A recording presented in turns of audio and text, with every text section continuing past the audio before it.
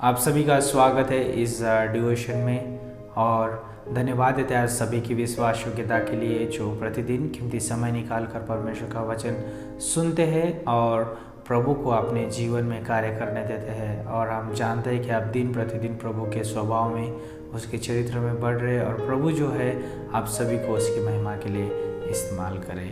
तो आज जो है हम खास बात करने वाले हैं इस डिवोशन में कि हमारा जीवन दूसरों के लिए गवाही है। कितनी अद्भुत बात है कि एक विश्वासी होने के नाते हमारा जीवन जो है दूसरों के लिए गवाही है। तो ये याद रखना ज़रूरी है कि मेरा जीवन दूसरों के लिए गवाही है, तो मुझे किस रीति से जीवन जीना है। परमेश्वर कहते हैं एक दूसरे से प्रेम रखो।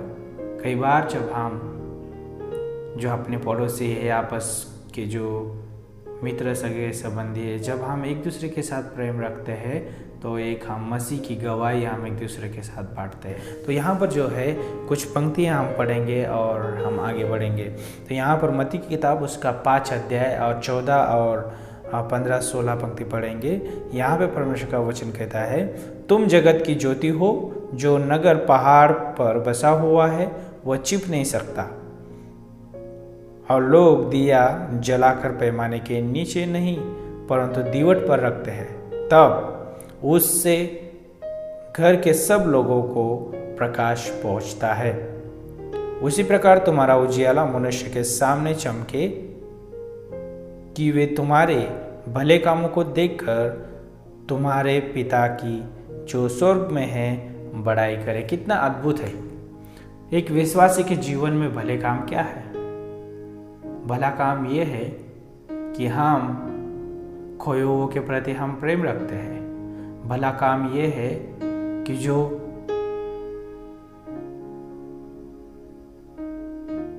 जिसे हमें क्षमा की ज़रूरत है हम उसे क्षमा देते हैं, जिसे प्रेम की ज़रूरत उसे हमें प्रेम देते हैं, जिसे अनुग्रह की ज़रूरत है हम उसे अनुग्रह देते हैं, जिसे दया की ज़रूरत है उसे हम दया देते हैं।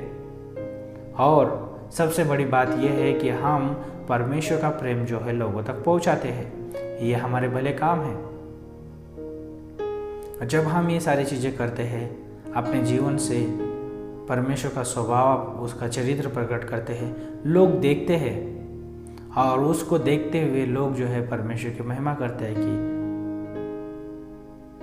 धन्य है वह परमेश्वर जो हम उसके ऊपर विश्वास करते हैं। और ख़ास करके हम बताना चाहेंगे कि जब पुराने नियम में जब आप दानियेल की किताब उसका 3रा अध्याय देखेंगे, वहाँ पर जो है 3 इब्री पुरुष है, शद्रक, मेशक, अबेदनगो, और इन तीनों ने जो है उस मूरत के सामने नहीं झुके। वहाँ पर जो है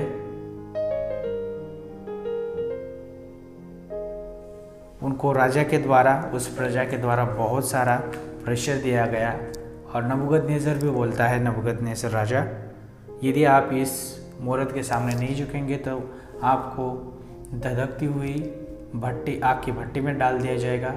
उन्होंने वो परवाह नहीं की, लेकिन उन्होंने जो है उस परमेश्वर का भय माना, उस परमेश्वर का आदर किया, उस परमेश्वर का सम्मान किया, उस परमेश्वर को मद्देनज़र रखते हुए उन्होंने अपना कदम उठाया। और वहाँ पर हम देखते हैं उनका जो कदम उठाना, जो उनका जो सारी चीज़ों का त्याग करना, ये जो है परमेश्वर के लिए महिमा और परमेश्वर की गवाही लोगों तक बांटने के लिए बहुत यशस्वी और प्रभावशाली रहा। और वहाँ पर हम देखते हैं कि जब उन्होंने उस मूरत के सामने दंडवत नहीं किया तो क्या हुआ? राजा ने आज्ञा दी कि उनके लोगों को, कि उन तीनों को जो है आग की भट्टी में डाल दिया जाए। और वो आग की भट्टी जो साधारण नहीं थी, उसको 7 गुना तेज किया गया था और उस भट्टी में वो तीनों डाले गए। और वहाँ पर हम देखते हैं कि परमेश्वर ने जो है उनको बचाया। और इतना ही नहीं, परमेश्वर उनके साथ वो जगह पे उपस्थित था। और इतना ही नहीं तो क्या हुआ, वहाँ पर जब नबूकदनेस्सर राजा ने देखा कि वो वहाँ पर 3 नहीं 4 पुरुष है, और उसने पूछा तो वहाँ पर देखा कि वहाँ पर परमेश्वर का वचन कहता है,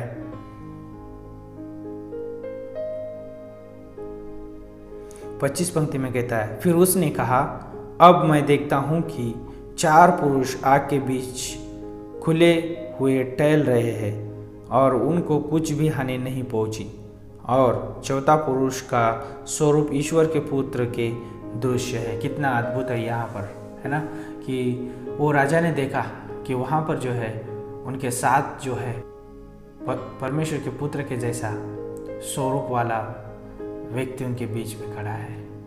वो चारों वहाँ पर जो है जैसे मानो कि संगति कर रहे, जैसे मानो कि परमेश्वर के जैसे मानो कि वो संगति कर रहे, आनंद उठा रहे, एक दूसरे के साथ जो है बता रहे कि किस रीति से उन्होंने विश्वास के कदम उठाए। और वहाँ पर हम देखते हैं कि वो नबूकदनेस्सर राजा, जब आप 26 पंक्ति से आप पढ़ेंगे तो वहाँ पर जो है 30 पंक्ति तक वहाँ पर जो राजा जान लिया कि इनका जो परमेश्वर जो है सर्वशक्तिमान परमेश्वर है, सर्वव्यापी परमेश्वर है, और रियली वो परमेश्वर जो है उनको बचाने के लिए काबिल रहा। और वो जो है आज्ञा देते हैं कि उनको बाहर आने के लिए, और शद्रक मेशक अबेदनगो उनके सामने खड़े होते हैं। और वहाँ पर देखते हैं कि अद्भुत उन्होंने अपने जीवन के द्वारा गवाही छोड़ी। ये गवाही छोड़ी कि उन्होंने ये गवाही छोड़ी कि वो उस मूर्त के सामने नहीं, लेकिन वो जीवित परमेश्वर के सामने झुकने वाले लोग हैं, जीवित परमेश्वर की आराधना, जीवित परमेश्वर की उपासना करने वाले परमेश्वर लोग हैं, जीवित परमेश्वर की उपासना करने वाले लोग हैं। और यहाँ पर मैं बताना चाहूँगा आप सभी को, इस डिवोशन के माध्यम से प्रोत्साहित करना चाहूँगा। नबूकदनेस्सर राजा ने उस बाबुल प्रांत में ये आज्ञा दी कि यदि शद्रक मेशक अबेदनगो के परमेश्वर की कोई भी निंदा करेगा, उसका घर, उसका जीवन, सारी चीज़ों का नष्ट किया जाएगा। और उस बाबुल प्रांत के सारे लोगों के सामने उनका पद ऊंचा किया गया। तो यहाँ पर कहने का मतलब ये है कि परमेश्वर ने जो है हमें इस दुनिया में रखा है, और दुनिया में रखा है, इस साधारण नहीं रखा है हमें उसने हमें जो है हमें उसकी तेज रोशनी दी है, उसका जीवन दिया है, उसकी गवाही दी है, उसका हमें प्रकाशन दिया है, उसका वचन दिया, उसका पवित्र आत्मा दिया, उसकी कलीसिया दी है, उसकी उपस्थिति दी है परमेश्वर ने। और वो परमेश्वर चाहता है कि वो सारी चीज़ें लेके हम चले प्रतिदिन जीवन में और लोगों के सामने गवाही बने। और वहाँ पर देखते हैं कि वो शद्रक मेशक अबेदनगो ने वही किया, और वो जो है उस नबूकदनेस्सर राजा के सामने परमेश्वर की गवाही बांट सके। और उस नबूकदनेस्सर राजा ने जो है परमेश्वर के महान उपाय को देखा जो उसके लोगों के प्रति था, और वहाँ पर जो है वो परमेश्वर की बड़ाई करने लगा, वो परमेश्वर की महिमा करने लगा। तो चाहे आप जॉब पे हो, चाहे कहीं भी क्यों ना हो, चाहे आपके घर पे हो, चाहे आपके परिवार में हो, चाहे किसी